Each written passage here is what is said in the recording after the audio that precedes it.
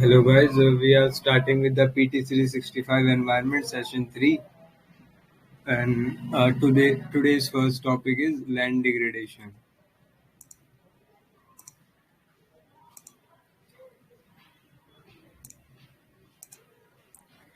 तो ये अभी एक land degradation desertification and land degradation Atlas of India निकाला गया है, लॉन्च किया है 2018-19 का bye space application centre, ISRO का पार्ट है अहमदाबाद में, तो उन्होंने लॉन्च किया है। तो लैंड डिग्रेडेशन क्या होता है? Land degradation is defined as a negative trend in land condition. तो अगर लैंड की कंडीशन में कुछ भी नेगेटिव ट्रेंड हो रहा है, कुछ खराब हो रहा है, caused by direct or indirect human induced processes that can include anthropogenic climate change expressed as long term reduction or loss of at least one of the following. इन तीनों में से अगर कुछ भी एक भी लॉस हो रहा है तो वो लैंड डिग्रेडेशन में आएगा, जैसे कि बायोलॉजिकल प्रोडक्टिविटी, इकोलॉजिकल इंटेग्रिटी या फिर वैल्यू टू ह्यूमंस। तो अगर उस लैंड की वैल्यू भी डिक्रीज हो रही है ह्यूमंस के लिए तो वो भी लैंड डिक्रीज। तो ये तीन वर्ड याद रखना। फिर है फॉरेस्ट डिग्रेडेशन। फॉरेस्ट डिग्रेडेशन क्या होगा? Is a land degradation that occurs in the forest land. फिर land degradation within the dry land areas like arid, semi arid और ड्राई सब ह्यूमिड रीजन्स, उसको बोलेंगे desertification which turns fertile land into deserts. तो land degradation के अंदर ये forest degradation और desertification ये अलग है, ठीक है।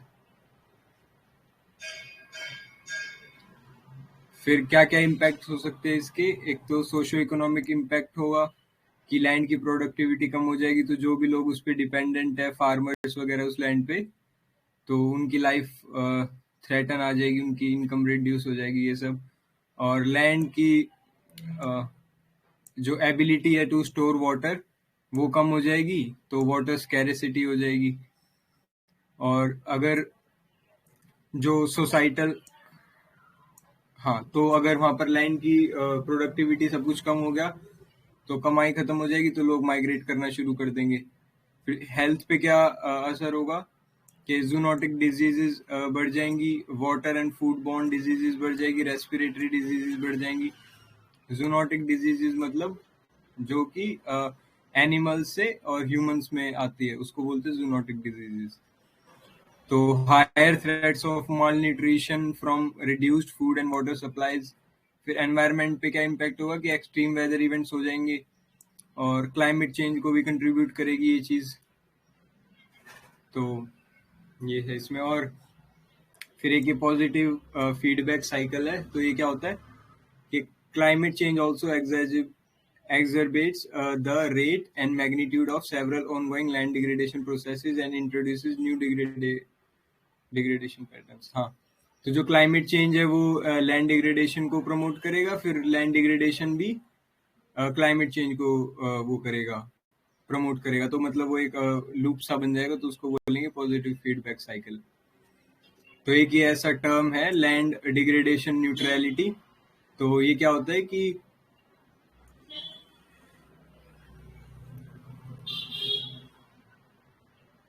तो क्या होता है कि कोई भी मतलब अगर कहीं पे जो भी अमाउंट और क्वालिटी ऑफ लैंड रिसोर्सेज है that are necessary to support ecosystem functions and services and enhance food security remains stable or increase within the specified temporal or spatial scales and ecosystems।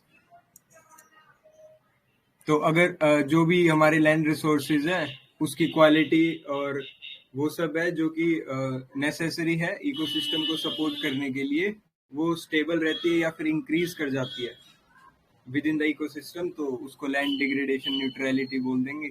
तो कुछ इसके causes है degradation और desertification के। कुछ तो natural causes है जैसे wind erosion. Hello. Just a second. Hello, Sandhya Suman. You can increase the voice of the Sparsh from the icon there. Okay. Because I saw your message. You are saying that the voice of the admin is not so much audible. What you can do is you can just increase his voice through a button, and you will see that it is might be 100% or 150%. You can adjust it at per your convenience. Okay. Thanks. Continue, Sparsh.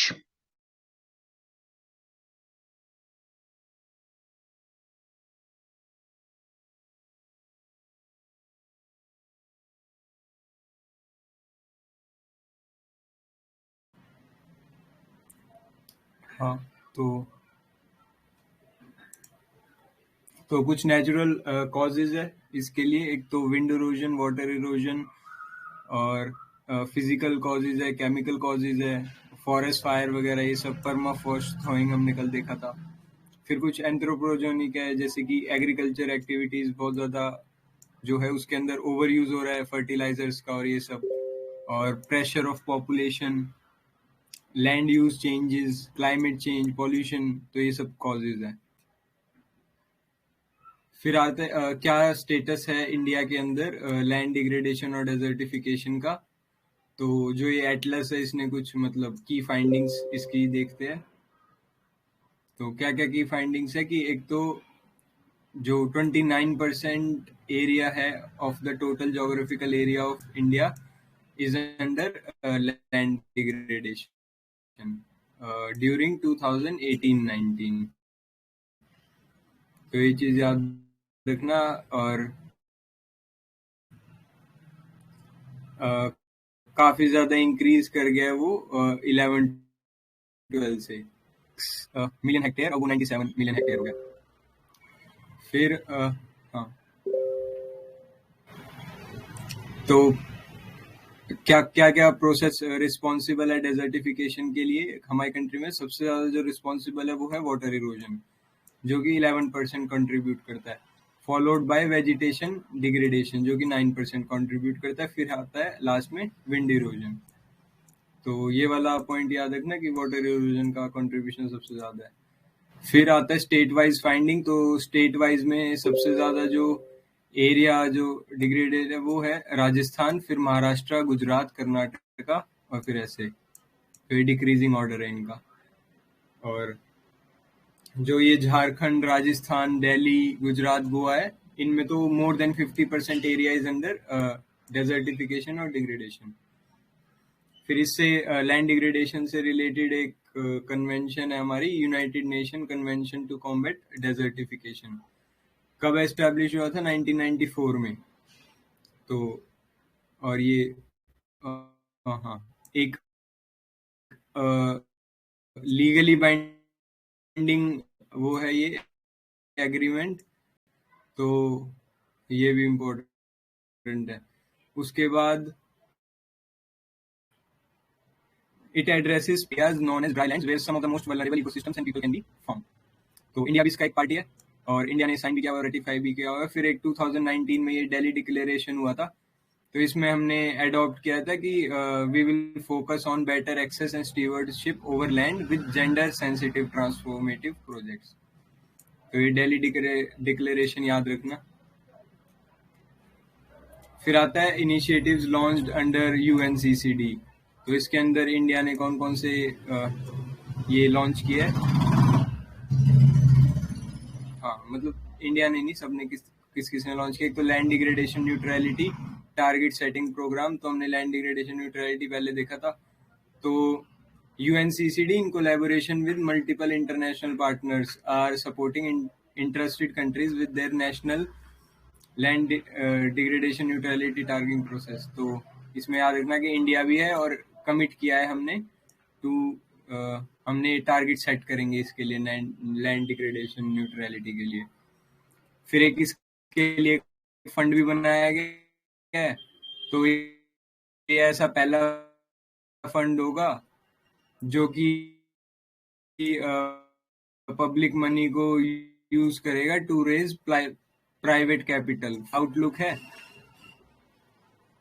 हाँ, फिर एक global land outlook है। It is a strategic communication platform of UNCCD Secretariat that demonstrates the central importance of land quality to human well-being. तो land का मतलब importance बताता है for human wellbeing. फिर एक है लैंड फॉर लाइफ प्रोग्राम। तो ये किस चीज का पार्ट है? चंगोंग इनिशिएटिव का। तो यूएनसीसीडी का ये एक चंगोंग इनिशिएटिव है, उसका पार्ट है लैंड फॉर लाइफ प्रोग्राम।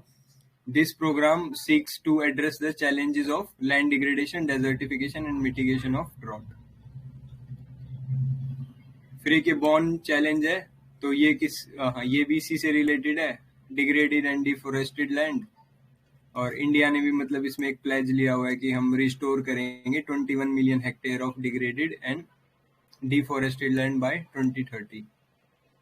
तो बॉर्न चैलेंज याद रखना कि restoration of degraded and deforested land से रिलेटेड है। तो इसी के जैसा एक बॉर्न कन्वेंशन भी है, तो वो किस चीज से रिलेटेड है?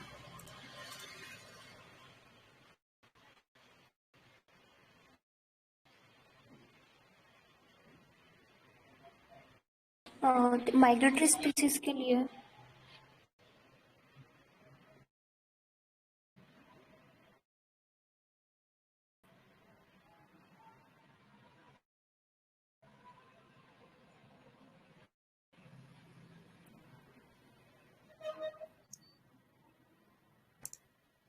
हाँ, तो एक ऐसे बॉर्न कन्वेंशन है, वो रिलेटेड है माइग्रेटरी स्पीशीज से रिलेटेड। तो याद रखना कि बॉर्न चैलेंज अलग है जो कि लैंड डिग्रेडेशन से रिलेटेड है, और बॉर्न कन्वेंशन माइग्रेटरी स्पीशीज।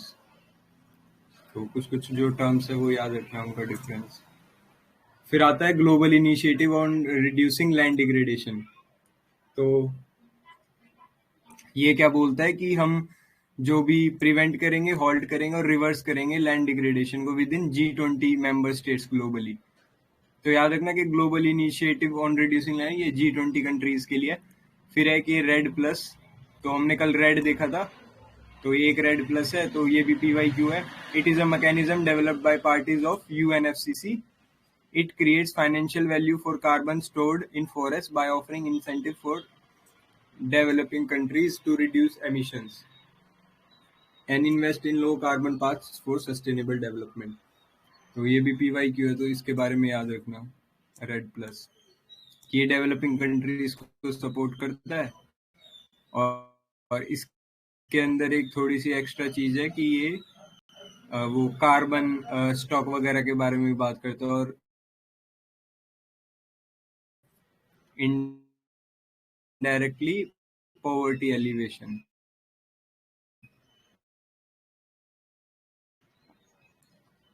अच्छा, जो ये की लीगली बाइंडिंग थे, तो क्या क्या नाम थे उनके? सॉरी, हाँ, और एक और कौन सा था?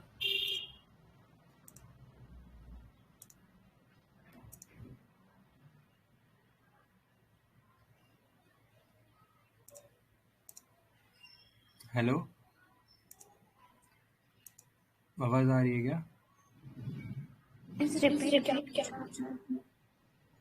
हाँ, मैं यूँ पूछ रहा था कि जो UNFCCC हुआ था 1992 में, उसके अंदर 6 एग्रीमेंट्स हुए थे ना, तो उसमें से 2 जो थे लीगली बाइंडिंग थे, तो उनके क्या नाम थे? उसमें से एक तो हमने देख लिया कि UNCCD था, और एक और क्या था? सॉरी, हाँ, एक CBD था, कन्वेंशन ऑन बायोलॉजिकल डाइवर्सिटी। और उसके अलावा 3 और मतलब 4 और हुए थे। एक तो एजेंडा 21 था, एक रियो करके कुछ नाम था, और एक और था, 2 और थे। प्रिंसिपल। हाँ हाँ हाँ, वही, सॉरी। हाँ, तो ये थे, तो 6 हुए थे, उसमें तो 2 लीगली बाइंडिंग थे, तो याद रखना।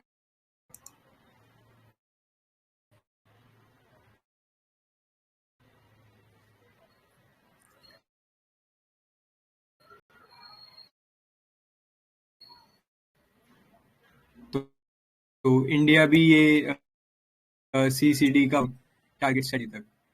फिर उसके बाद इंडिया एग्रीकल्चर सेक्टर में, जैसे कि प्रधानमंत्री फसल बीमा योजना, soil health card scheme, soil health management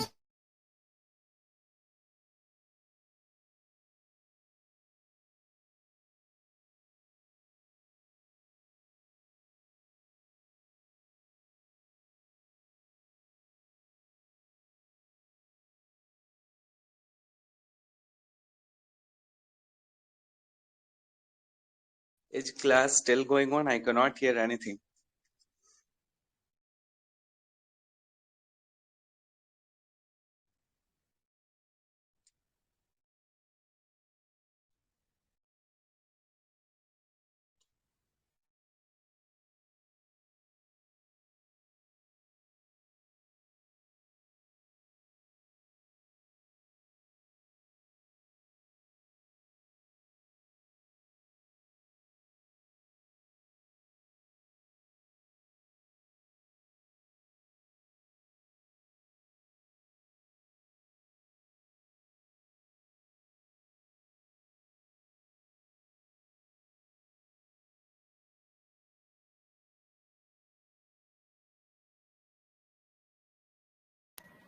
हाँ सॉरी, वो थोड़ा नेटवर्क इशू हो गया था।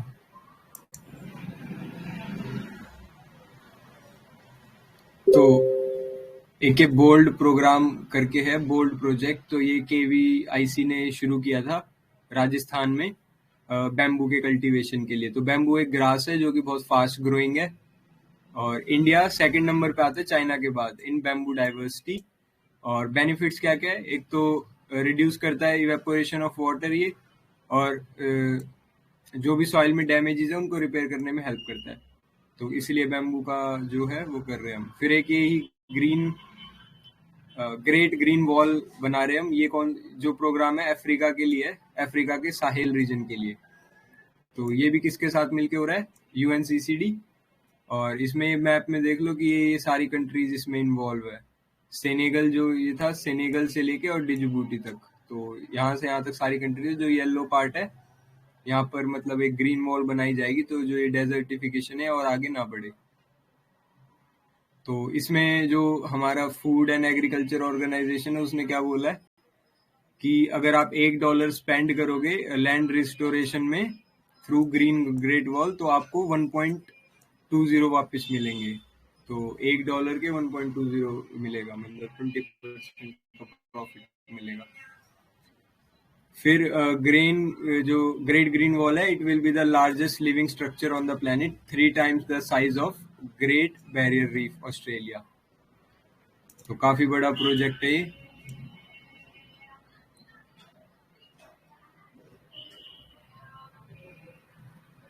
फिर आगे चलते हैं, प्लास्टिक पॉल्यूशन। तो अभी एक ये इंडिया प्लास्टिक पैक्ट न्यूज में था, तो India became the first Asian country to develop a plastic pact. तो याद रखना कि फर्स्ट एशियन कंट्री बना इंडिया, मतलब ऐसा वर्ल्ड का फर्स्ट कंट्री नहीं बना। तो इसमें इंडिया के प्लास्टिक पैक्ट में क्या है, एक तो ये WWF और CII, confederation of Indian industry, और वर्ल्ड वाइड ये वर्ल्ड वाइल्ड लाइफ फंड जो इंडिया का है, इन दोनों ने मिलके शुरू किया है। और क्या बोलता है ये कि this initiative brings together all stakeholders across the whole value chain to set the time bound target based commitments. तो इसमें इसके अंदर time bound target based commitments होंगी to transform current linear plastic system into a circular plastic economy. तो हाँ, तो one sided जो plastic system है उसको हम सर्कुलर बना देंगे ताकि वो रीयूज हो सके बार बार। और it aligned with the circular economy principles of Ellen MacArthur Foundation's new plastic economy in which plastic never becomes waste. हाँ, तो प्लास्टिक कभी वेस्ट नहीं बनेगा, तो इसलिए है कि मतलब उसको बार बार यूज कर सकते हैं।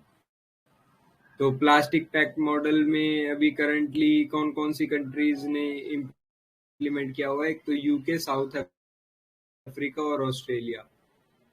तो फर्स्ट जो प्लास्टिक पैक्ट था 2018 में UK ने लॉन्च किया था, world wide responsible accredited production. हाँ, तो एक ऑर्गेनाइजेशन है। फिर इसके अंदर ये कुछ है कि क्या क्या टारगेट्स होंगे इसके 2030 तक, कि एक तो 100% जो प्लास्टिक पैकेजिंग है उसको रीयूजेबल और रिसाइकलेबल बनाएंगे, 50% ऑफ प्लास्टिक पैकेजिंग को इफेक्टिवली रिसाइकल करेंगे, और 25 को average recycle content across all plastic packaging. फिर ये डिफाइन भी करता है कुछ लिस्ट जो अननेसेसरी प्लास्टिक पैकेजिंग है और आइटम्स है, और उनके खिलाफ क्या क्या मेजर लेने हैं। फिर ये प्लास्टिक वेस्ट मैनेजमेंट रूल्स है, अमेंडमेंट है ये 2016 के रूल्स में। तो ministry of environment and forest change ने अभी नोटिफाई किया इसके अंदर कुछ amendment that prohibits identified single use plastic items. तो इनके प्रोहिबिट के लिए, क्योंकि काफी हार्मफुल होते हैं ये। और क्या होता है, इंडिया ने डिफाइन किया सिंगल यूज प्लास्टिक को, plastic commodity has intended to be used once for the same purpose before being disposed. और तो सिंगल टाइम यूज के लिए ये, तो जो सिंगल टाइम यूज हमारे प्लास्टिक है उनको क्या कहते हैं, प्रोहिबिट करने के लिए है। तो 2 पिलर्स है इसके अंदर, एक तो utility index of a particular type of single use plastic और environment impact of the same. तो जो भी हम प्लास्टिक यूज करें तो उसका यूटिलिटी इंडेक्स बनाएंगे और फिर उसका क्या इम्पैक्ट होगा एनवायरमेंट में वो देखेंगे। तो ये दोनों चीज आएंगी इसके असेसमेंट में। तो क्या क्या हो सकते हैं इसके अंदर, एक तो plastic bags, straws, coffee stirrers, soda, water bottles and most food packaging. तो ये सब इसके अंदर इंक्लूड है। तो जो भी प्रोडक्ट सबसे लो स्कोर करेगा यूटिलिटी और हाई एनवायरमेंट इम्पैक्ट में, इन दोनों पिलर्स में, तो उसको कंसीडर किया जाएगा कि उसका तो सबसे पहले फेज आउट होना चाहिए। फिर क्या क्या रिप्लेस कर रहा है ये 2016 के रूल्स में। एक तो ये prohibition of on manufacture, import, stocking, distribution, sale and use of single use plastic that includes polystyrene and expanded polystyrene commodities. तो 1 जुलाई 2022 से ये लागू हो जाएगा। और ये जो बैन है, it will not apply to commodities made of compostable plastic. तो ये वाला याद रखना कि जो भी कंपोस्टेबल प्लास्टिक है उस पर अप्लाई नहीं होगा ये बैन। फिर thickness of plastic carry bags की हमने इंक्रीज कर दी गई है। पहले 50 माइक्रोन्स थी, अब उसको 75 माइक्रोन्स कर दिया गया है फ्रॉम 30 सितंबर 2021। और हाँ, 31 दिसंबर 2022 से 120 माइक्रोन्स आ जाएगा उसका।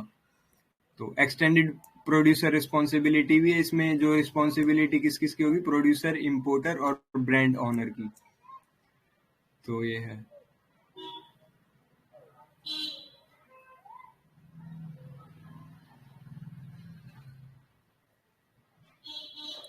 हाँ, तो इनको अभी लीगली भी मतलब फोर्स करेंगे ये। तो थ्रू नए अमेंडमेंट में एक्सटेंडेड प्रोड्यूसर रिस्पॉन्सिबिलिटी है, उसको लीगली भी मतलब एनफोर्सेबल बनाया जाएगा। और इम्प्लीमेंटिंग एजेंसी कौन सी है, सीपीसीबी। तो सीपीसीबी हमने देखा था वाटर एक्ट के अंडर आता है। और जो भी बैन है और जो पेनल्टीज है वो सब कौन प्रिस्क्राइब करेगा, अंडर एनवायरमेंटल प्रोटेक्शन एक्ट। एक स्पेशल टास्क फोर्स बनाएंगे for elimination of single use plastic.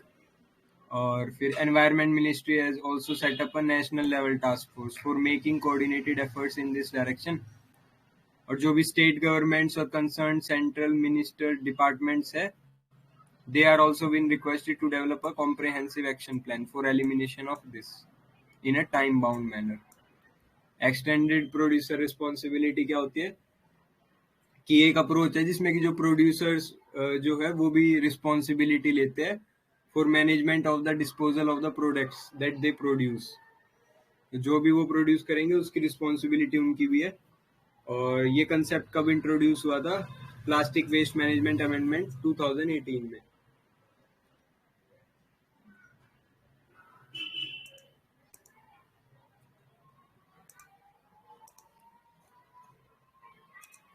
हाँ,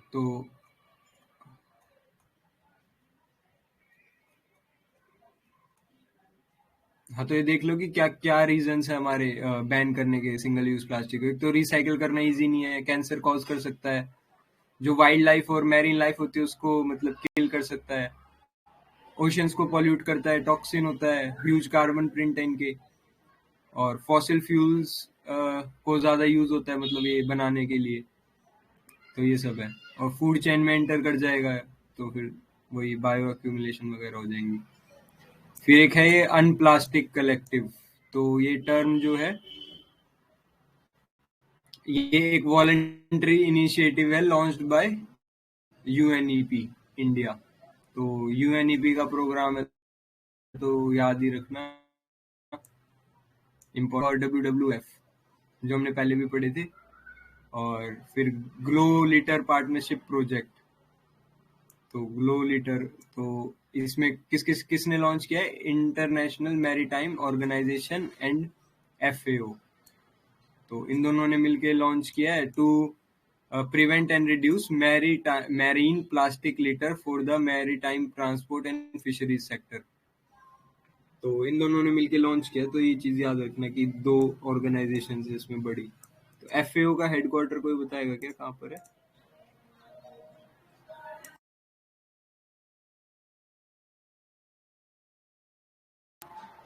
हाँ, रोम में है ना, इटली में।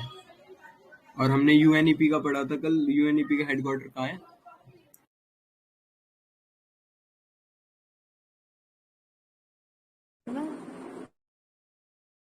Sorry ma'am. जेनेवा। नहीं, यूएनईपी का तो कीनिया में है ना, नायरोबी।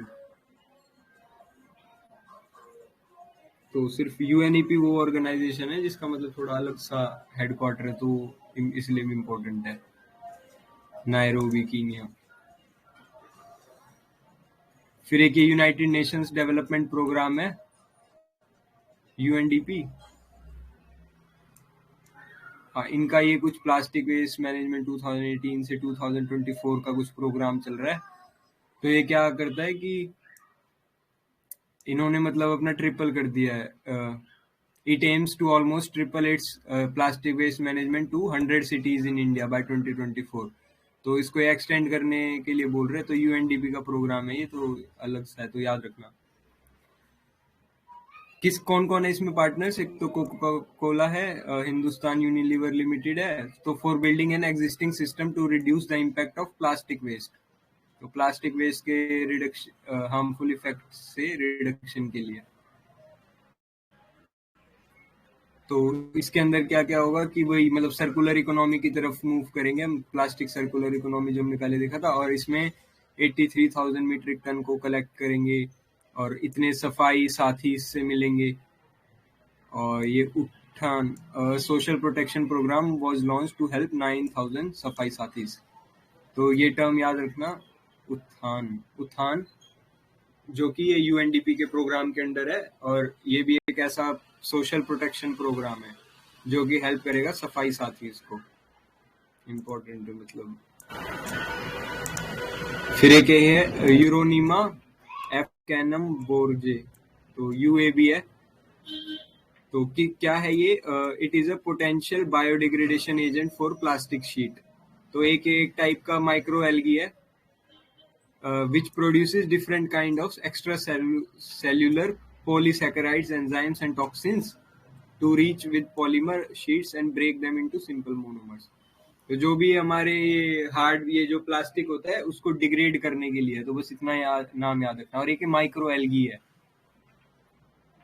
तो इतनी चीज याद रखना इसके बारे में कि मतलब पूछ लेंगे कि क्या कोई सी डिजीज कॉज करता है क्या, ऐसा बोल देंगे वो कि एक नई टाइप का डिजीज आया है, ऐसा कुछ।